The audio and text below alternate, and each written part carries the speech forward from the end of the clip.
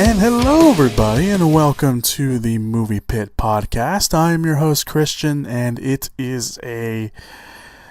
so good to be back. So hello, welcome to the Movie Pit Podcast, where we, of course, talk about all the latest breaking movie news that has come out throughout the week, and I wrap up all the big ones right here in one little nice podcast for you guys. So, like I mentioned, it's good to be back. Last week there was no podcast because I went out of town. I went to Mexico, and it was a nice little trip. And I got a little more tanner than I already am. But as of course, as it always goes, I didn't think I mentioned this on the podcast 2 weeks ago. Every time I go out of town, ever since I really started following the movie news cycle, ever since I started the Facebook page and started doing this podcast. Every time I go out of town, I feel like there's always one or two big news items that come out that I would have loved to talk about that week because it'd be more relevant to talk about them. And that was the case. A few really big news items came out when I was on vacation. I did manage to have some Wi-Fi over there, so I did manage to see some of the headlines. Didn't read the full story until I got back this week. And yeah. So, we are going to talk about some of the big movie news items that came out last week, which of course is what we always do, but it's usually just one or two news items, not quite a few like I have right here. So, we're just going to jump right into it, right into the to the podcast and the movie news that came out last week. So we're just going to run through some of these. I don't want to go way too into them, except for the last probably few, because they're pretty big. And again, I would have loved to talk about these last week. It would have been more relevant. But so we're going to start off right away. Michael K. Williams' role in the Han Solo film after reshoots has been cut. Now, the young Han Solo film is a much talked about film in Hollywood. We've talked about it a lot here on the podcast. And of course, it all started for the wrong reasons. Of course, the departure of Phil Lord and Chris Miller certainly didn't start things off pretty well. They left a few weeks left in production still. Of course, Ron Howard came in as a replacement to not only finish the film, but do reshoots for the movie as well. And now it looks like the reshoots have made its first casualty in some sense. Of course, Michael K. Williams, like I just mentioned, his role has been cut. Now, Williams was going to appear in the film in a role that is described as a, quote, half-human, half-animal sort of character. There are no other plot details or character details available, but the reasoning is thankfully not creative differences with Lord and Miller or with Howard. Instead, it was scheduling issues. Now, Williams is currently in Africa shooting something. I presume it's probably his Sundance Channel show, Happen Leonard. He didn't mention what he was filming, but I assume that's what it was. And that's keeping him away from going back to London, where the film is currently shooting. So, his role has been cut from the movie. We'll probably see in some deleted scenes on the Blu-ray and DVD, but we'll have to wait for that when that happens. The Han Solo film does currently not have a full title. Right now, it's only called the Untitled Han Solo movie, but it will keep its release date of Memorial Day of next year, so we have that to look forward to, I guess. The next movie news item that came out last week, the big one that I want to talk about, is Guillermo del Toro's new film, or his next film, I should say, not his new film, because he has one coming out later this year. Guillermo del Toro's fantastic Voyage is delayed until after Oscar season for a good reason. Now, Guillermo del Toro's next film, like I mentioned, The Shape of Water, will come out in December, and the plan was to start production on the remake of Fantastic Voyage after that movie was released. However, reports say that the film is delayed because The Shape of Water is getting very, very serious Oscar buzz. And Del Toro is going to potentially be very busy promoting the film, especially around Oscar season, leaving him no time to really prep and prepare. Or prep is prepare. I don't know why I said that. It's my first week back for Fantastic Voyage. So 20th Century Fox and Lightstorm, the other company involved in the movie, agreed to keep Del Toro's schedule open until after the Oscars in March. Now, for those that don't know, Fantastic Voyage is a film. It's been made a few times and it's been spoofed on some shows. I know Archer did one, but Fantastic Voyage is the film that primarily they were making is the one in 1965, and it's about a team of scientists who get miniaturized and inserted into a body of a colleague to save his life. So that he was going to be working on that. It's been delayed because of Shape of Water, and I think this is pretty good. Now, The Shape of Water did premiere at I believe the Venice Film Festival over in Italy, and it's been getting a lot of great reviews from over there. People are saying that it's potentially Del Toro's best film ever. It's his best film since Pan's Labyrinth, which was nominated for an Oscar, and I believe the last movie that he was nominated for an Oscar, or one of his only films that he was nominated for an Oscar. I don't remember if The Devil's Backbone was nominated. I don't think it was, but this is pretty huge. This is pretty big. And for a movie to get to, usually when we hear about delays, it's usually like, oh, there's, creative differences, or there's a script rewrite, or, what have you. But this time it's actually a good reason that a movie's delayed, because his other movie is getting a lot of Oscar buzz, which is really, really cool. And this is around the time that Oscar movies start getting really serious, so we should be on the lookout for that. So let's move on to the next news item, which was really pretty big. And again, this is mainly one of the ones that I was really upset that I didn't get to talk about last week when it was more relevant. James Cameron says that Wonder Woman is a, quote, step backwards. And of course, not to be left too far behind, director of Wonder Woman, Patty Jenkins, responded. So this has made a lot of waves. It's still making a lot of waves, even to this week. James Cameron spoke to The Guardian and said that Wonder Woman, a film, of course, the film itself and the representation of the character of Wonder Woman is a step backwards. Here's his quote, saying, quote, all of the self-congratulatory backpatting Hollywood's been doing over Wonder Woman has been so misguided. She's an objectified icon, and it's just male Hollywood doing the same old thing. I'm not saying I didn't like the movie, but to me it's a step backwards. Sarah Connor, of course, his main female character from the Terminator movies, was not a beauty icon. She was strong, she was troubled, she was a terrible mother, and she earned the respect of the audience through pure grit. And to me, the benefit of characters like Sarah is so obvious, I mean half the audience is female. End quote. First of all, there's a lot of things wrong with that statement. But, like I mentioned, Patty Jenkins did respond saying, quote, James Cameron's inability to understand what Wonder Woman is, or stands for to women all over the world, is unsurprising. As though he is a great filmmaker, he is not a woman. Strong women are great. His praise for my film Monster, which was the only other Patty Jenkins movie, and our portrayal of a strong yet damaged woman was so appreciated. But if women have to always be hard, tough, and troubled to be strong, and we aren't free to be multidimensional or celebrate an icon of women everywhere because she is attractive and loving, then we haven't come very far, have we? I believe women can and should be everything, everything, by the way, in all caps, just like male characters should be. There is no right and wrong kind of powerful woman. And the massive female audience who made the film a hit can surely choose and judge their own icons of progress. End quote. So yeah, look, I like James Cameron. I like his movies, but every once in a while he does come out and say something that is kind of dumb. And this was one of those times. This is a comment saying that Wonder Woman is a step backwards. When I saw that, and by the way, I didn't read his full quote until I got back here to the States.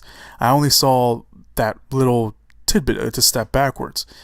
And just seeing the pure reaction of people without reading his full comments until, like I said, till this week, even that little bit, it's a step backwards, really was kind of stupid to come out and say. Now, James Cameron, he's entitled to his opinion. Everyone is entitled to their opinion, even if they're wrong. But yeah, this was dumb. Wonder Woman is not a step backwards for anything. Patty Jenkins nailed it on the head with her statement. I don't even feel like I should be saying anything else, because Patty Jenkins' comment a statement I should say, that she made pretty much answers every sort of question that we can think of. Women don't have to be, women can be beautiful and strong at the same time, and still was multidimensional was the word she used. It's really hard to talk about this because again, Patty Jenkins made everything. She answered kind of every question and comment that we could possibly say, but at the same time, it's like, why would he come out, James Cameron, of course, why would he come out and say this? Like, really? Like, that's what you can say anything else you want, and you come out and say this kind of comment. That's just dumb. It's stupid. So yeah. I would have loved to talk about that last week too, but I didn't get a chance to, so there you go. Alright, so the last bit of movie news that came out, the big movie news, of course, that came out last week when I was away, was some DC Extended Universe news. Although one of them isn't necessarily really DC Extended Universe. So, I'm going to start off with the big one, and this actually has been updated this week, and we'll talk about that big update later on the podcast. Of course, there's timestamps down below if you want to go click on what the update is.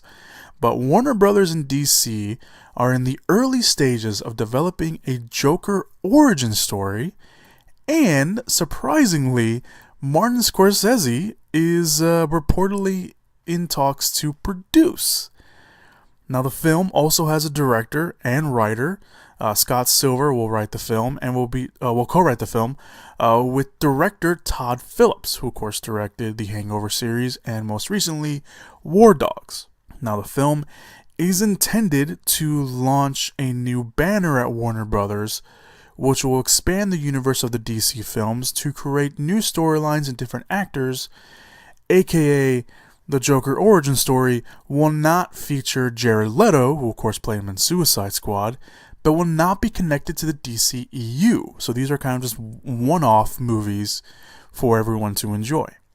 Now, per the report, the intention is to, quote, make a gritty and grounded, hard-boiled crime film set in the early 80s Gotham City that isn't meant to feel like a DC movie as much as one of Scorsese's films from the era like Taxi Driver, Raging Bull, or The King of Comedy, end quote.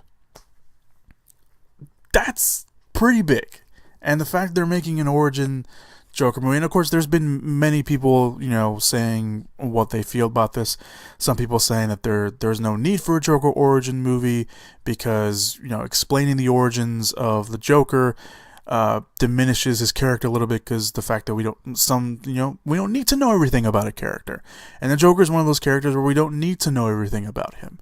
There's been different stories of how the Joker became who he was in the comics. Some people saying that he was actually a failed stand-up comedian, and what happened?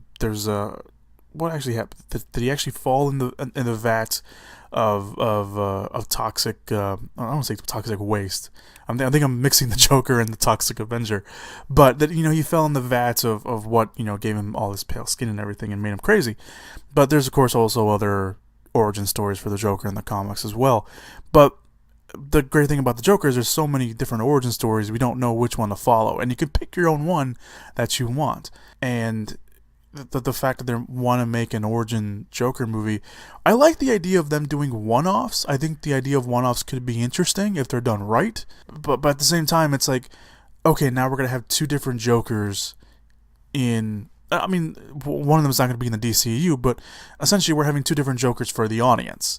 And if one Joker is better than the Jared Leto Joker, which of course not a lot of people like the Jared Leto Joker, then we're going to be like, can we just switch the two out? And, and then that becomes a whole other issue and everything else. So we'll wait and see what happens with that. Again, this report has been updated since then. And again, if you want to jump forward a little bit, there's timestamps down below. But we'll talk about the update a little bit later on the podcast. So let's move on to the second big DC news item that came out last week. Going back into the DCEU, a Joker and Harley Quinn movie is moving forward. Now, there were rumors of a Joker Harley Quinn movie being developed, but that's all they were at the time. They were just rumors. Now it looks like it is indeed happening. They have Glenn Ficarra and John Reworked, who directed Crazy Stupid Love, Focus, and Whiskey Tango Foxtrot, they're in final negotiations to write, direct, and produce the Untitled movie. Of course, Jared Leto and Margot Robbie will return to reprise their roles as the Joker and Harley Quinn, since again, this movie is set within the DCEU. This film is being described as a, quote, criminal love story and will revolve around the two characters, and unlike the Joker origin movie, like I mentioned, again, will be connected to the DCEU. It will take place after Suicide Squad 2, which Jared Leto will reprise his Joker role in that movie. So this won't affect the Gotham City Sirens movie, as an original report said that suggested that the Gotham City Sirens movie wasn't going to happen. The Gotham City Sirens movie is still in development. That will have Harley Quinn team up with Catwoman and Poison Ivy, and that movie, Gotham City Sirens, will reportedly take place after this movie, the Joker Harley Quinn movie. So there's a lot of movies being developed right now over at DCU, and they're all taking place one after another. Also, one of the reasonings, and I found this really weird when I read it, and I kind of thought this was fake, but it was reported in a lot of outlets that I was reading. The reasoning for all these spin-offs is because the Suicide Squad actors signed contracts to appear in future films, which obviously was the right move and is something that many studios do for potential franchises. But unlike other contracts, they apparently have expiration dates, which means if they don't play these characters within a certain amount of time, their contract is void. Which means they can renegotiate a new contract, or Warner Bros. Will have to give them new contracts. So, the fact that they have expiration dates on their contracts is really, really dumb. But apparently that is the reasoning for all these spin-offs with these characters. I don't know. So, there you go. As for a Joker Harley Quinn movie, I don't know. I mean, there's so many other stuff that you can do, and maybe you should focus on the stuff you've already announced, like finding a director for The Flash, which they still haven't done, but whatever. So finally, one last DCEU news item that came out last week was that Matt Reeves, the director of the Batman, was misquoted from his comments made a while back ago about the Batman not being part of the DCEU. So I'm not gonna read the comment because the comment did sound a little weird, but he did clarify his comments this week. What he meant in those comments that he was talking about the Batman not being part of the DCEU, and it was misquoted. It was misquoted in the way that people, like I just mentioned, that Batman wasn't going to be part of the DCEU, but the way he meant it was that it was going to be a pure Batman movie that was set within the DCEU, but wasn't going to have all these cameos. It was going to be a pure Batman movie. So it wasn't going to be like, oh, it's a Batman movie, and oh, here's Superman, here's Wonder Woman, here's Flash, here's Cyborg, here's all these other characters. It was just going to be purely a Batman movie. And that's what he meant from those comments that he made. I believe those comments that he made around the time that he was signed on to play Batman. For whatever reason, I guess they got buried in all the other quotes and interviews he was doing, and it just came up today. Or not today, but last week. So the Batman will be a part of the DCEU, so there's no need to worry about that. Although there is an update to this story too that we'll talk about later on in the podcast, because I don't want to be angry this early in the podcast. So there you go. All right, those were all the big news items that came out after the podcast came out last week, aka there was no podcast last week, so it was just the movie news items that came out. So let's move on to this week's news items. And of course, as always, we start off with trailer talk. Got some few trailers that came out this week. The first trailer is for Killing Gunther, which stars Arnold Schwarzenegger. And the film is a directorial debut of Taron Killen, who is a big comedian. I believe he was part of SNL for a while. And centers on a group of assassins that team up to take out the best in the business. Gunther, played by Arnold Schwarzenegger, who keeps taking all their business away from them. And the film co-stars Kobe Smulders, Bobby Monahan, Alison Tolman, Hannah Simone, and amongst a few others as well. Killing Gunther doesn't have a release date, but they did release a trailer. It doesn't look. I mean, it looks okay. It looks kind of funny. it looks they're taking the style of kind of this fake documentary, and it looks like they're interviewing like all these different assassins and then going to kill Gunther, and of course Arnold Schwarzenegger looks like he's hamming it up. So it doesn't look too. It looks kind of funny. I'm not gonna admit, it looks kind of funny. I kind of like the fake documentary kind of style that they're going for. So hopefully it gets a release date soon, and we can watch this. The next trailer that came out this week was the first trailer for Mark Felt, the man who bought down the White House, that stars Liam Neeson. This movie has Liam Neeson playing FBI agent Mark Felt, who would become, quote, Deep Throat, which was a code name that was given to him, an anonymous whistleblower who exposed the Watergate scandal in a series of discussions with Washington Post reporters Bob Woodward and Carol Bernstein.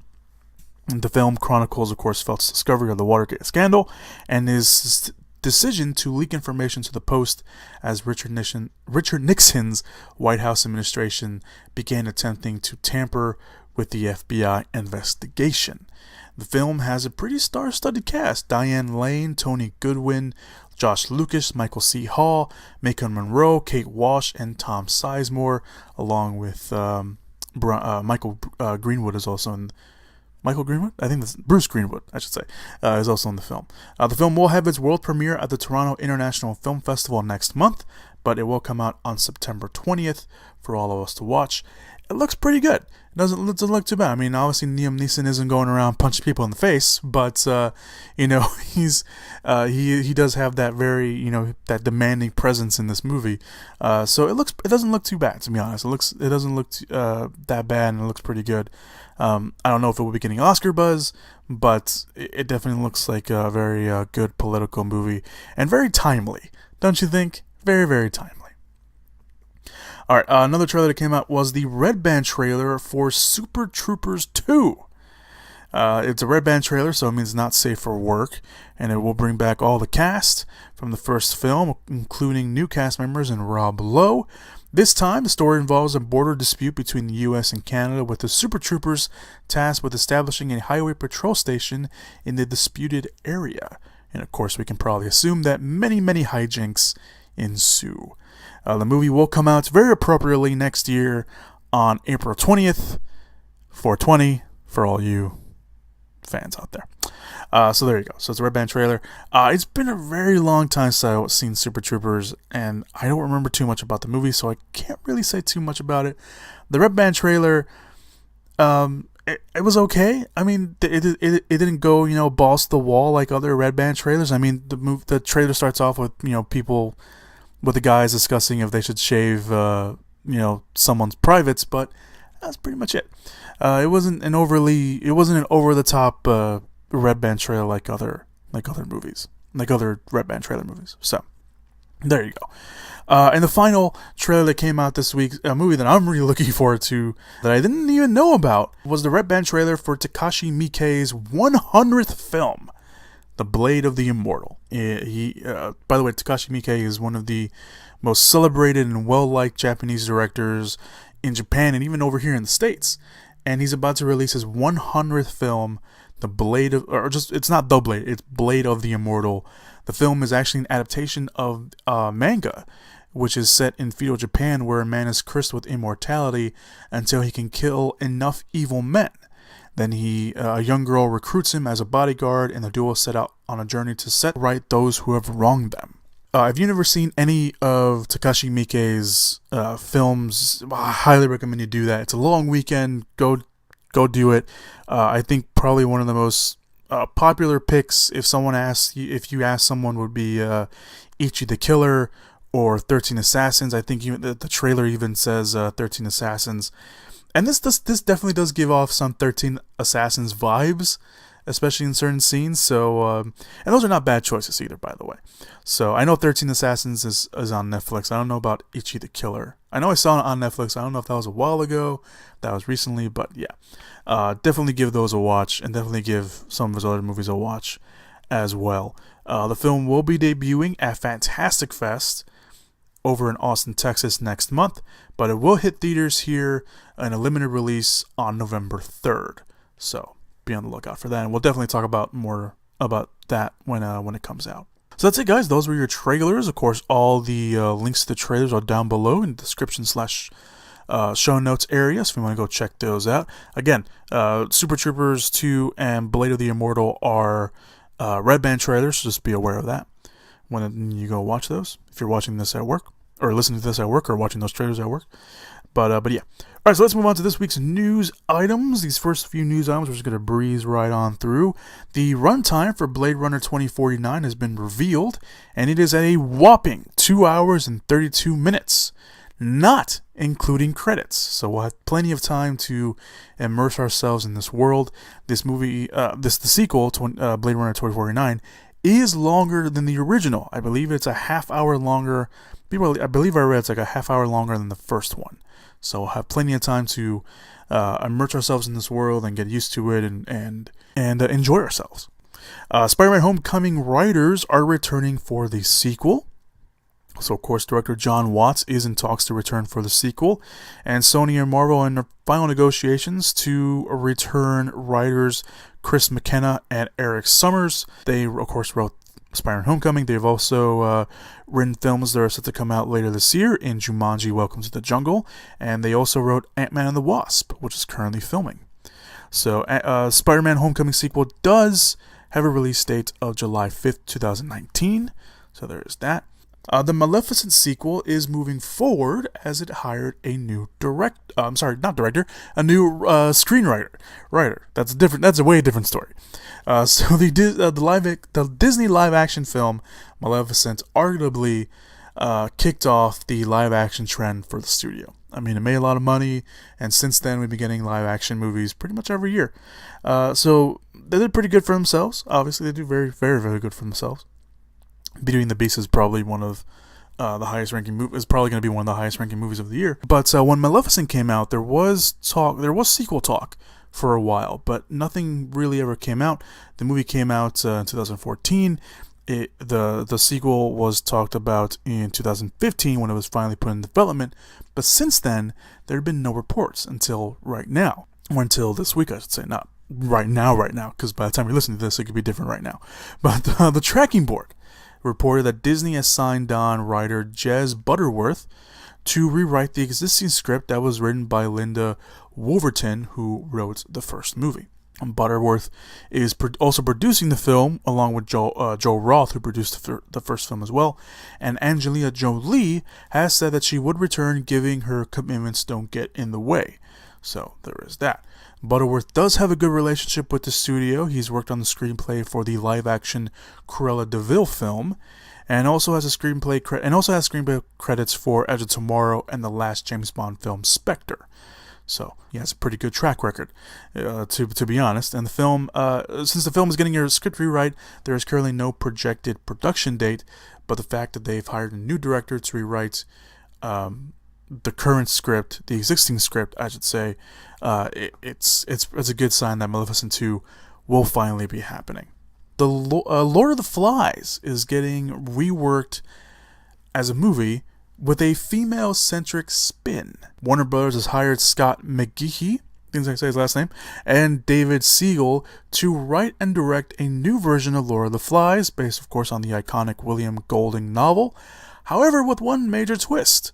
The plan is to remain faithful to the source material, with the students stranded on a remote island who begin building their own social order, but with the twist being that they will all be girls instead of boys. Now, the two told Deadline, who broke the news, that they are big fans of the original, the first film, which came out in 1963 by director Peter Brook. However, their plan for the film is to be a more contemporized version. Siegel said this: "We want to do a familiar, faithful, but contemporized adaptation of the book, but our idea was to do it with all girls rather than boys.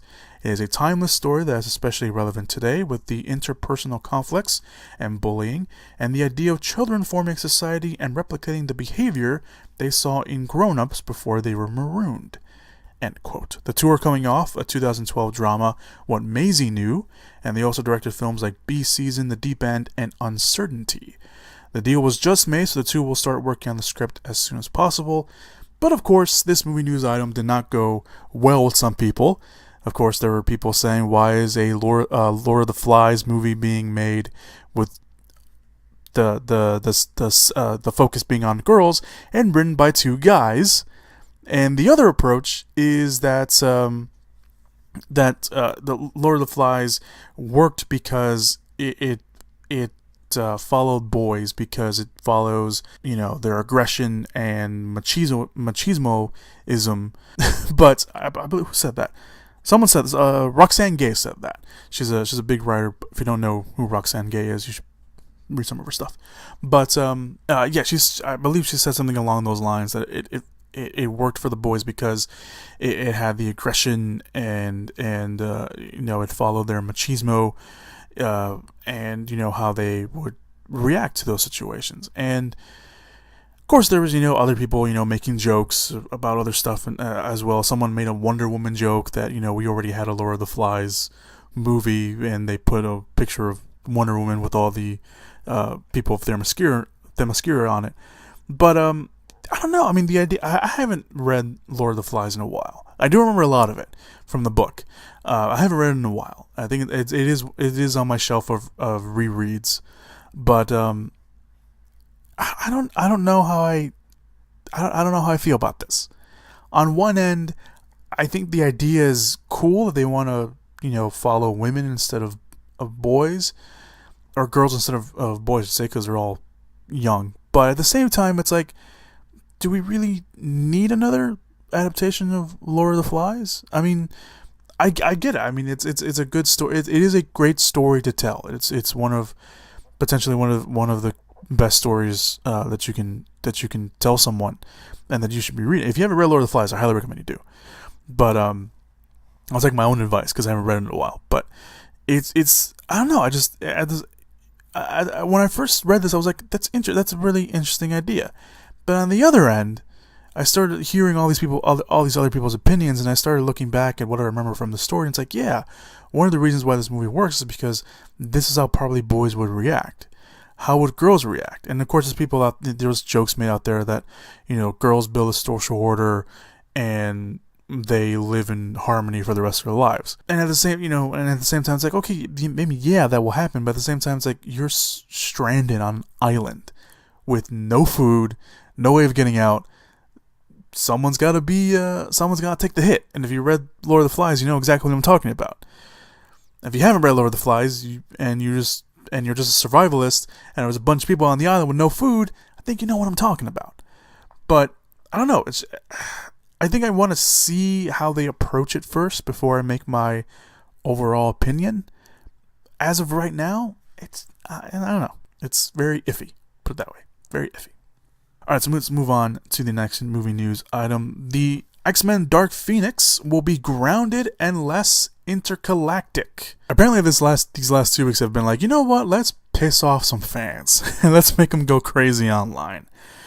So, in comments that I'm sure angered fans when this got out, if they happen to have seen these comments, director of the next X-Men film, X-Men Dark Phoenix, Simon Kinberg, has given us some new details about the movie that probably won't go over too well.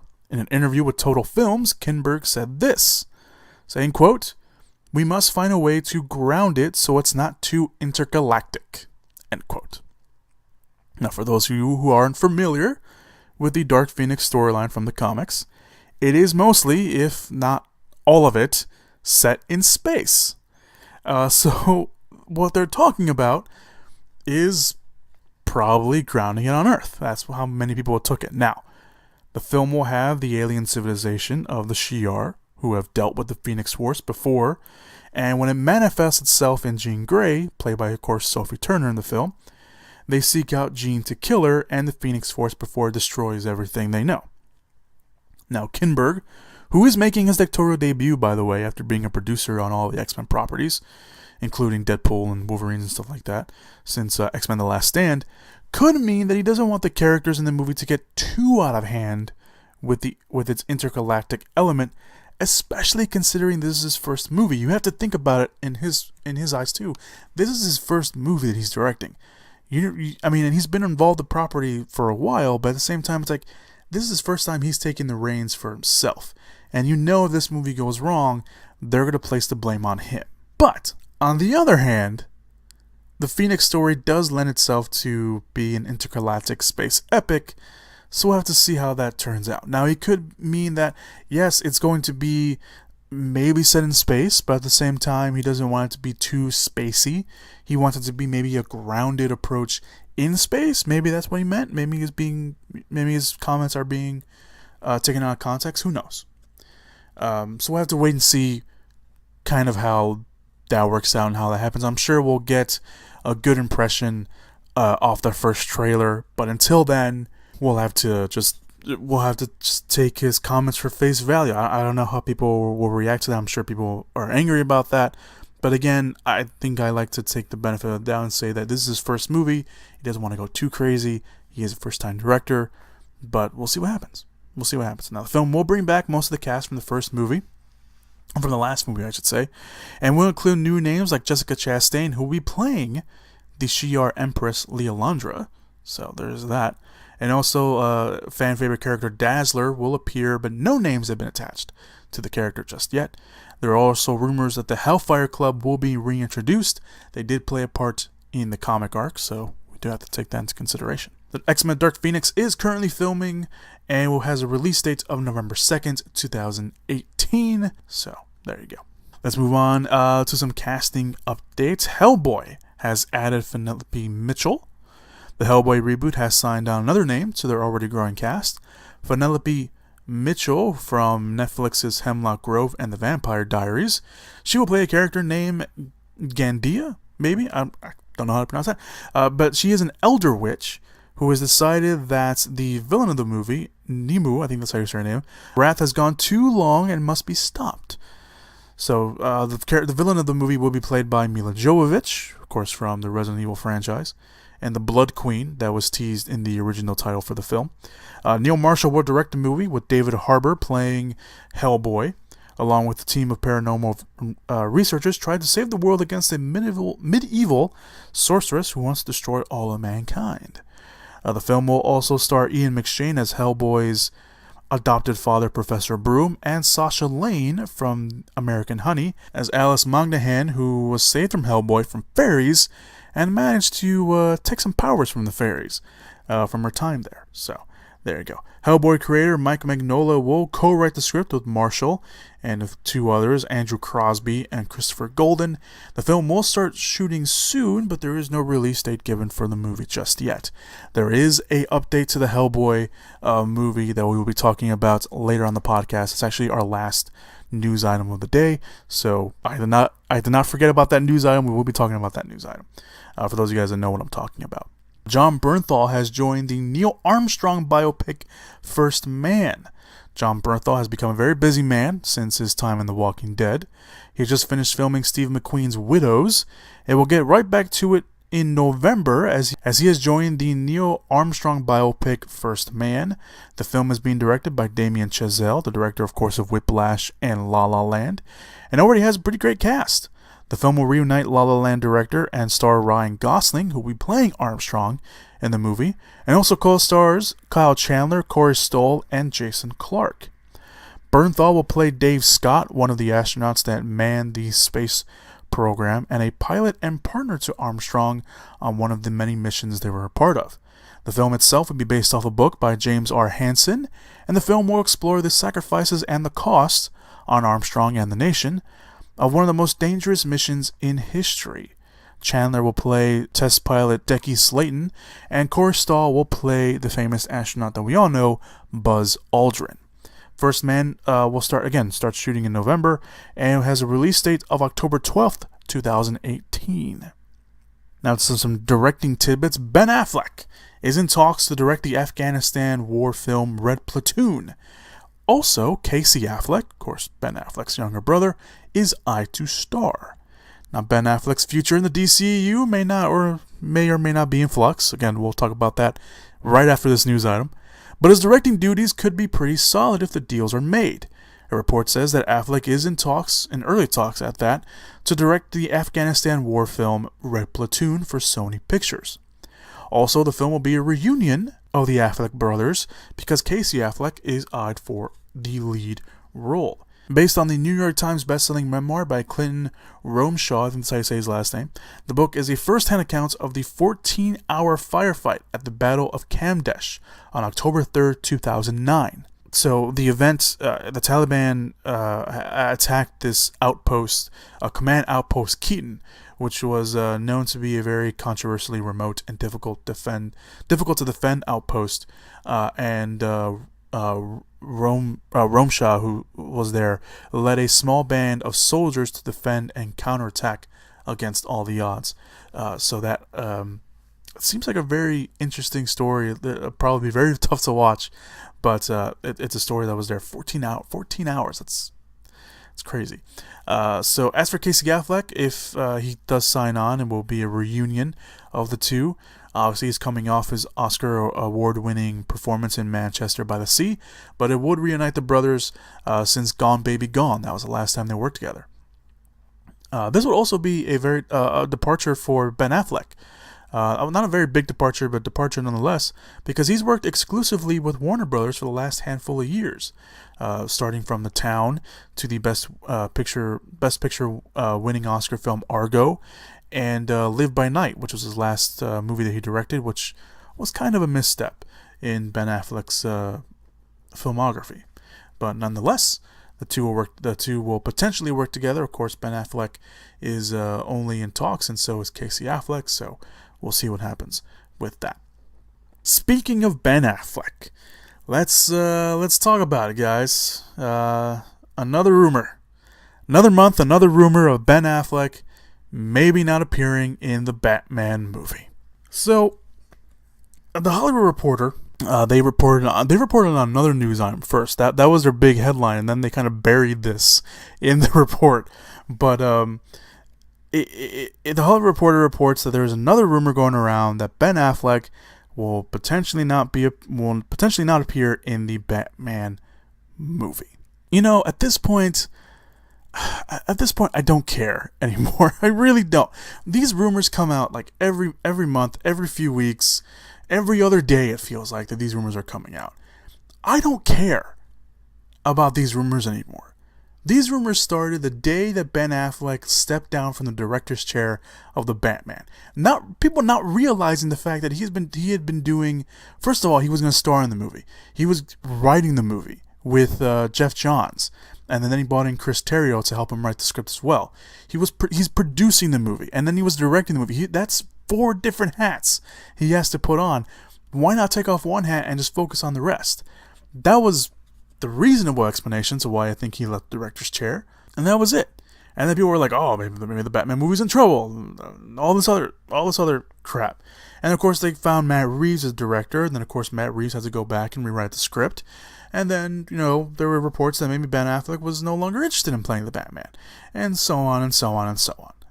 I'm pretty sure if you look up Ben Affleck Batman history on Google, and it will give you, probably a nice site where they'll list off the days and times of when rumors came out for when Ben Affleck was no longer part of the Batman movie.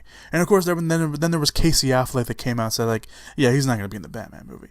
Which I don't know why Casey Affleck is talking about his brother not being in the Batman movie, because he's not a part of the Batman movie. Anyway, what the hell's going on? Who the hell knows? Who the hell knows? Now, the last time we talked about this rumor, I believe it came from the Hollywood Reporter or Variety. It was one of the two. It was one of those two for sure. But they suggested in the rumor that came out the last rumor that came out, that the studio could potentially be going the Batman Beyond approach. Now, for those of you guys who don't know about Batman Beyond, first of all, an amazing animated series. You should definitely watch it. But in Batman Beyond, Bruce Wayne was no longer Batman, and he was just, he was an older Bruce Wayne, and he brought in someone out, Terry McGinnis, that was the name of the character, to become Batman, to take over the mantle of Batman. And this was set in the future and all that, but obviously they can't really set this in the future, but since it's taking place in present time. So what was suggested was that maybe they'll take the Batman Beyond approach instead of simply just recasting Ben Affleck, the character in general, or killing him off. Personally, if they kill him off, I think that'd be really stupid. But instead of simply recasting him, they go the Batman Beyond approach, and they get someone else to take over the mantle of Batman, which would be an easy way to write out Ben Affleck, his Bruce Wayne, instead of just killing him again, just killing him off. Now Affleck did come out during Comic-Con, because of course these rumors came out right before Comic-Con came around, that he had only signed on to do a few movies as the Batman. And I mentioned this at the time, I don't think this was something that we knew. I think the fact that, when we found out that he was signed on to play Batman, we just assumed that he'd be playing Batman for a long time. We didn't assume that it was just only a few movies. I think he said only 3 movies, and if you pay attention, not including the Suicide Squad cameo that he did at the end of the credits, Justice League would be the second time he's playing Batman, because he played him in, of course, Batman vs Superman, and he's playing him right here. So we assume that Justice League is the third time that he was going to be playing Batman, and the third movie that he had signed on. So we don't know what's going on with that. And it didn't help that Matt Reeves came out and said that he was planning a Batman trilogy, and that was always his plan if he had signed on to do a Batman movie. So again, it goes back to, hey, maybe they're taking the Batman Beyond approach, or maybe they'll do like a prequel route, which I don't know personally about that. I don't know if that's the greatest idea in the world, but maybe they'll do a prequel route, or again, take the Batman Beyond approach. We don't know. And of course, we have the Flash, movie called Flashpoint hanging above our heads, where Bruce Wayne doesn't become Batman. We'll see about that as well. So, another month, another rumor. Can we just wait until after Justice League to really talk about this? Because that's all these things are right now. Unless Ben Affleck himself comes out saying, hey, yeah, I'm done after Justice League, for sure, nothing, I'm not signing any more deals or anything like that, then we can talk about that. Then we can talk about this. I'm done talking. I am done. This is the last time I'm going to mention a Ben Affleck's done with Batman rumor on the podcast, because I'm done talking about them, because they're dumb.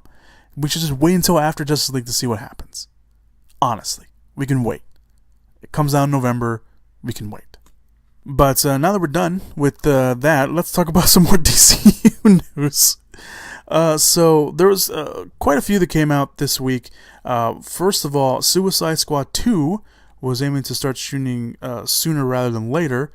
But it looks like, according to Variety, Justin Kroll over at Variety, by the way, who's usually sometimes hit or miss with these things, but it seems like this could be actually true.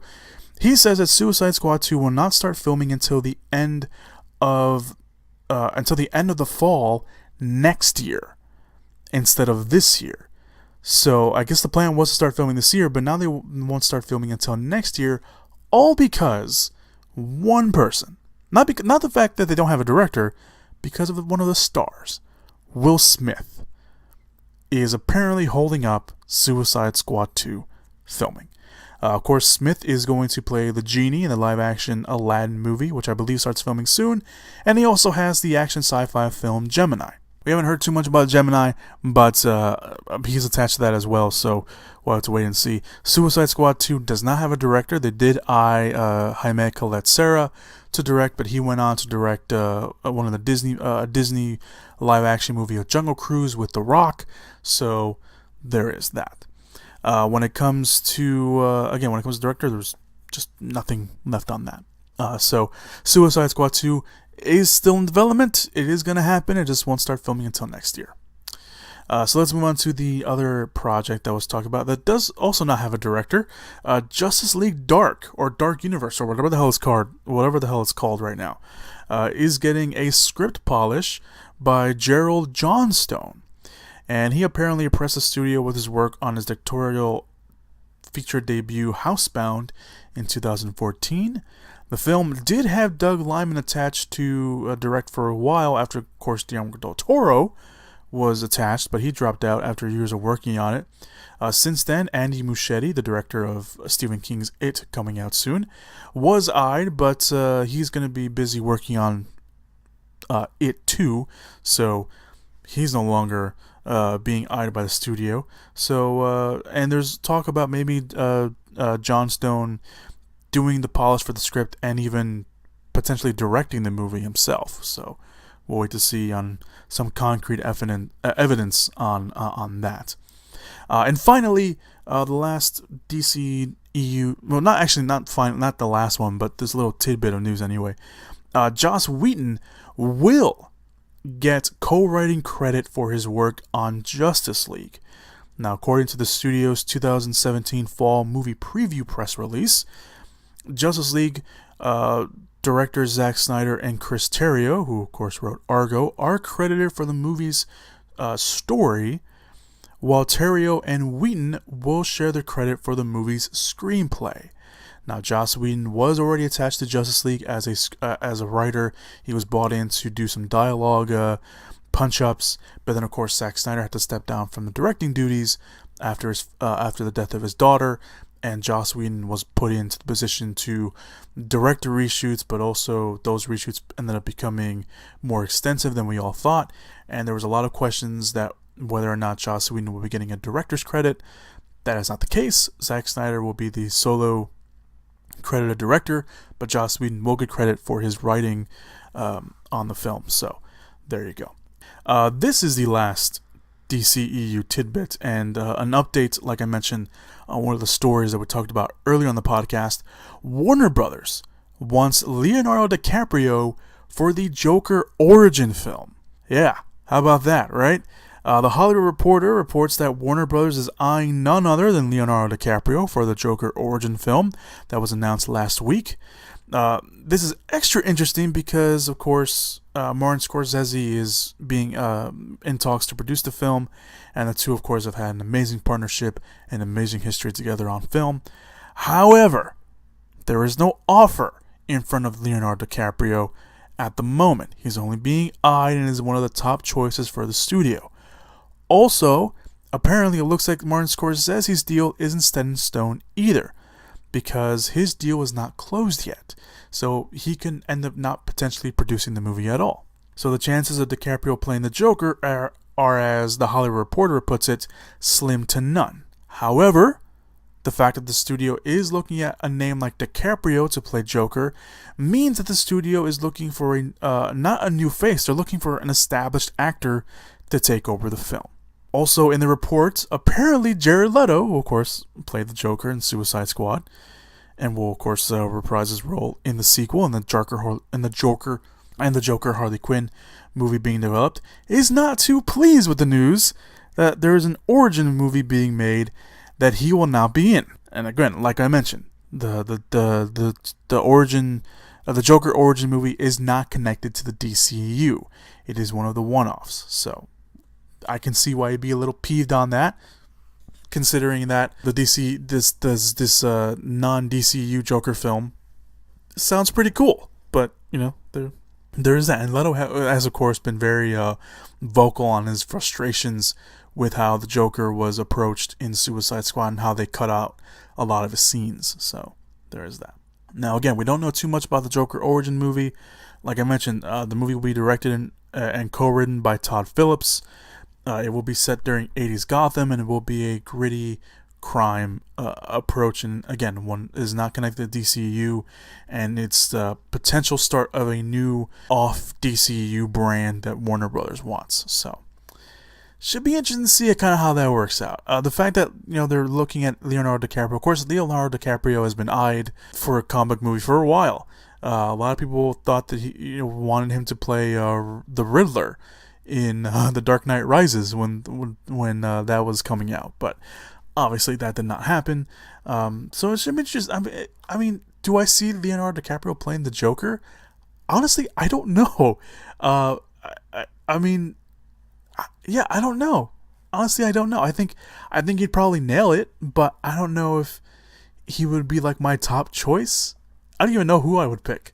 I know everyone's saying the kid from Gotham, but I think he's too young, to be honest with you. Especially for I get it, this is an origin movie, but the Gotham TV show is not connected to the DCEU, so and I know a lot of people like this approach on Gotham, but I liked it, but actually I didn't watch it, I just watched clips online, but I don't know. But this idea, I mentioned again the idea of a Joker origin movie. It's both. it's both. Yeah, it'd be cool to watch, but at the same time, it takes away a lot of the mystique of the Joker character, because not knowing what his real origin is part of the mystery and part of the fun of why the character is so great to read and watch and enjoy. So, all right, so let's move on to the last movie news item of the day, at least again at the time of this recording, and it's one of the big ones, one of the big movie news items that came out that got a lot of waves and a lot of respect for this man. Ed Skrein, I think that's how I say his last name, leaves the Hellboy reboot for a good reason. Now, one of those now apparently Ed Skrein, this is a news item that got past me, by the way. Ed Skrein, of course, from Deadpool, he played Ajax in Deadpool, was cast in the Hellboy reboot as the character of Major Ben Dimino, who in the comics is of Japanese American descent. Ed Skrein is not Japanese American, so the casting had many people upset. However, Skrein, who was unaware of the character's origin when he decided to come on the project, stepped down for the role once he found out the character's original ethnicity. Now, of course, this was connected to the whitewashing controversy, which is all around Hollywood and is finally come into the limelight in the last few years, and people are starting to, step up of not being represented enough, whether it be on film or TV. Now, Skrein released a full statement, but the big point in his statement was this, and I'm not going to read this whole statement, I'm just going to read this little part, which pretty much sums up the real essence of what it was. Saying, quote, "It is clear that representing the character in a culturally accurate way holds significance for people, and that to neglect this responsibility will continue a worrying tendency to obscure ethnic minority stories and voice in the arts. I feel it is important to honor and respect that. There, I have decided to step down so the role can be cast appropriately. Representation of ethnic diversity is important, especially to me, as I have a mixed heritage family.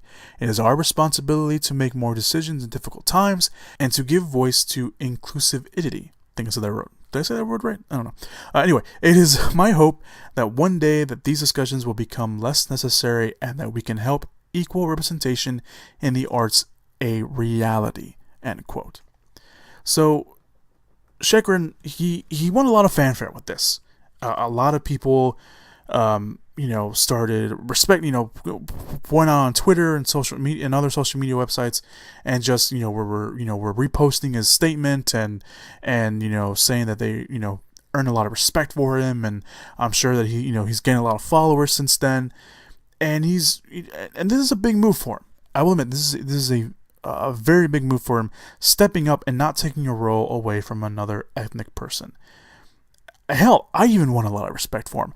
I have not been impressed with Ed Skrein as an actor yet. I haven't. I mean, his role in Deadpool was very small and didn't really do a lot. He's got he's got the kind of bad guy face, but he hasn't done a lot. He was the original Dario on Game of Thrones. He was the new transporter in the forgotten and not very good Transporter film that came out a few years ago, or a couple of years ago. I forgot. I just forgot when the movie came out. But and then he was in Deadpool, and I think he signed on for a few little small things since then. But Skrein hasn't. He's not a real big household name. And I think if he was in Deadpool, he would have become a household name, whether it was good or bad, since he took the role, since he would have taken the role. But the fact that he released his statement basically saying that I'm not taking another role from an ethnic person was a really good move. It's a good move on his part. It's a great move on the production crew, because the production crew also released a statement saying that they had no problem with Skrein leaving either, and saying that there was no hard feelings and they respect his decision to leave, and that they would try to find someone to fill the role of the character that was appropriate. Now, hopefully this is a good step forward, and hopefully this is a way other people take suit. We've talked about the whitewashing controversy on the podcast, and we've talked about it. We haven't talked about it at length. It was kind of just it wasn't a short discussion, but it was a discussion that I kind of wish someone else was here with. But at the same time, this is again, like I mentioned, this is a great step in the right direction. And hopefully other people will take advantage of that. Hopefully they will follow his lead. Now, there'll probably be people like, oh, he's just doing that to gain fanfare. Again, Skrein is not a big household name. He's not. And probably with this, he's won the respect of a lot of people, and he'll probably become a very highly sought after name since this happens. But we'll have to wait and see. I respect the decision. I think this is a great decision on his part. Is it a bold decision? Yes. Is it a decision that will get other people to do the same? That remains to be seen. And will it be a decision that Hollywood and other production teams start looking into? Who knows? That is a whole other story. So we'll see what happens with that. But I applaud Ed Skrein for doing this, even though I'm pronouncing his last name wrong. I applaud him for this, and I'm like many others have applauded him for this. He has won the respect of a lot of people, and even though I'm not very impressed with his filmography just yet, and with his acting ability, I do highly respect him for this, and I think he has gained my respect and a new fan of him doing this move. Very classy move on his part. Alright, so that is all the movie news items that have come out, at least at the time of this recording. It was a lot to get to, and if I missed something, I'm sorry. Again, I just got back this week. I've been trying to get everything together. I'm going on another trip soon. 2 trips, actually. Apparently, the end of 2017 is my trip kick, I guess. But yeah, I got some things going on. But if I missed something, I'm sorry. Again, you can always catch it on the Facebook page. There's a link down below, so you guys go check those out. It's facebook.com/moviepit. That's facebook.com/moviepit. While you're down there, you can also go check out my Instagram and Twitter. Go follow me over there. My WordPress account, it's going to be pretty empty soon because there's not a ton of movies coming out this weekend. So it's going to be pretty empty for the time being. But that's up there as well, where I do written non-spoiler reviews for all the movies not all the movies, but most of the movies that I watch. So that's up there as well. There are some, of course, the trailers are down there as well, the links to the trailers. But there are 2 other links you guys can go check out. We talked about Blade Runner 2049 at the beginning of this week's news items. This week they released a short film. It's one of 3. They're releasing 3 short films before the release of Blade Runner 2049. They're basically bridging the gap from the original film, or the first film, because it's not a remake, it's a sequel. So they're bridging the gap from the first film to the second film. So the first film, this first short film, follows Jared Leto, his character, and kind of what's been going on since the first film to this new film, to the second film. So that's down there if you want to go check it out. There's also a brief little snippet of an interview from Jay Baruchel talking about the lost Justice League movie. There was a Justice League movie that was in the works with George Miller, like in early 2000, like in 2009, 2008, something like that. And it got scrapped, but apparently there was going to be a fight between Wonder Woman and Superman in that movie. You can read more about that down below in that link. So yeah, go check those out if you're interested, and check out all the other links that are down below as well. And yeah, so let's move on to this week's releases. Like I mentioned, this week is a little light. There's a lot of limited releases. It's a long weekend. Usually this Labor Day weekend is known to be a very, very light, if very just kind of holdover weekend. So be prepared for that. So we got a few limited releases. We have a Spanish film for you guys called Hazlo como un hombre, which is do it like a man, pretty much. Raul, Eduardo, and Santiago have led a happy and straight life since their childhood, until one day Santiago confuses to them that he is gay. So it's a nice little comedy for you guys. The next limited release is Unlocked. A CIA interrogator is lured into a ruse that puts London at risk of a biological attack. The film stars Marie Rapace, Orlando Bloom, Toni Collette, John Malkovich, and Michael Douglas. The next limited release is The Layover, directed by William H. Macy. Yes, that William H. Macy. The film follows two friends who go on a road trip together. The film stars Alexandra Daddario, Kate Upton, Matt Barr, Matt Jones, Carl Penn, Rob Corddry, and Molly Shannon. The next limited release is The Vault. Two estranged sisters are forced to rob a bank in order to save their brother. But this is no ordinary bank. The film stars James Franco, Taryn Manning, Francesca Eastwood, and Clifton Collins Jr. Those are your limited releases. Your quote-unquote wide releases. Again, these aren't really wide releases. They're under 1,000 theaters. But those are your big. These are your big releases of the week. Tulip Fever. Based off the novel of, I believe, the same name, an artist falls for a young married woman while he's commissioned to paint her portrait during the tulip mania of the 17th century Amsterdam. The film has been moved around a lot. This movie has been moved around from like month to month, year to year. So this is finally its release date. The film stars Alicia Vikander, Dan DeHaan, Christoph Waltz, Cara Delevingne, Zach Galifianakis, Kevin McKidd, and Judi Dench. So with a cast like that, it's kind of hard to imagine that they've been working so long on releasing this movie, but there you go. And finally, the other big release this week is the 40th anniversary of Close Encounters of the Third Kind, the classic Steven Spielberg movie. If you haven't seen it on the big screen, I kind of recommend you do it. I have not seen this movie in a while, and I would love to see it on the big screen, so hopefully I get a chance to do that. Close Encounters of a Third Kind, 40th anniversary, is coming out this weekend. It's not in all theaters, so just be aware of that, but if you get a chance to watch it, go ahead and do it. So, those are your releases for the week. Tulip Fever, the 40th anniversary re-release of Close Encounters of a Third Kind. Close Encounters of a Third Kind, The Vault, The Layover, Unlocked, and Hazlo como un hombre. So there you go. Those are your releases for the week. There is no box office predictions this week because I didn't make any last week, and also this is a kind of a holdover week from last week, so I can only imagine the box office will not change too much from this week from last week. If you're interested in knowing, the box office last week was The Hitman's Bodyguard #1, Annabelle Creation at #2, Leap at #3, Wind River at #4, and Logan Lucky at #5. I can only imagine that the box office will be the same. Last week was apparently one of the worst box office incomes in like the last 10-15 years, I thought I read somewhere. I could be wrong about that, but apparently it was one of the worst box office draws in a very, very long time, to put it that way. I can only imagine that this week will be no different. It will probably be even less. Of course, everyone's traveling. Everyone probably wants to stay home. And of course, I do want to mention the Hurricane Harvey. Obviously, there's a lot of people affected by that over in Texas. And of course, I believe it just it's been hitting New Orleans as well.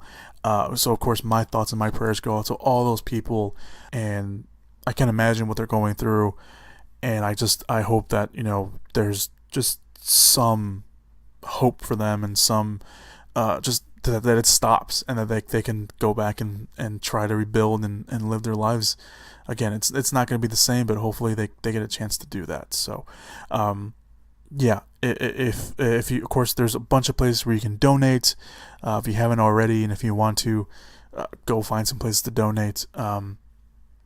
It sucks just watching the news and just seeing what those people are going through. It's not okay, and obviously that has nothing to do with the box office. It's just I wanted to mention that, and I didn't mention it at the beginning, so I thought I'd mention it now, obviously at the end of the podcast. But yeah, my thoughts, my prayers are out with both those people, and if you can help, you should, even if it's a donation, even if it's a small one, go ahead and do it. So yeah, that's it, guys. That's all I have for the podcast this week. Let me know what you guys thought down below in the comments section, or if you want to message me. Again, down below there's a link to iTunes, because the podcast is on iTunes now. I'd really appreciate it if you go subscribe over on iTunes. Leave me a rating, leave me a review. I will read your review live on the air, give you guys a shout out, and yeah, so go do that. If you're listening to this on SoundCloud or YouTube, if you want to keep listening there, you can. But if you want to go listen on iTunes, because that's too inconvenient for you guys to listen on the go, go subscribe over there as well. Yeah, let me know what you guys think. Comment inbox, whatever it is, review. Let me know what it is.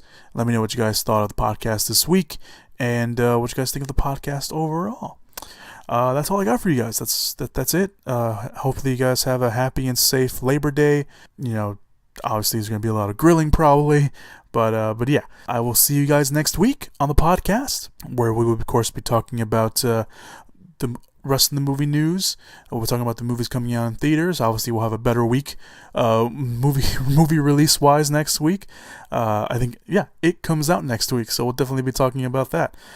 So yeah, thank you guys so much for listening to the podcast this week. Hopefully you guys have a safe and happy one, and once again, as always, go watch some movies. Whoop whoop! Yeah! Give it up! Movies!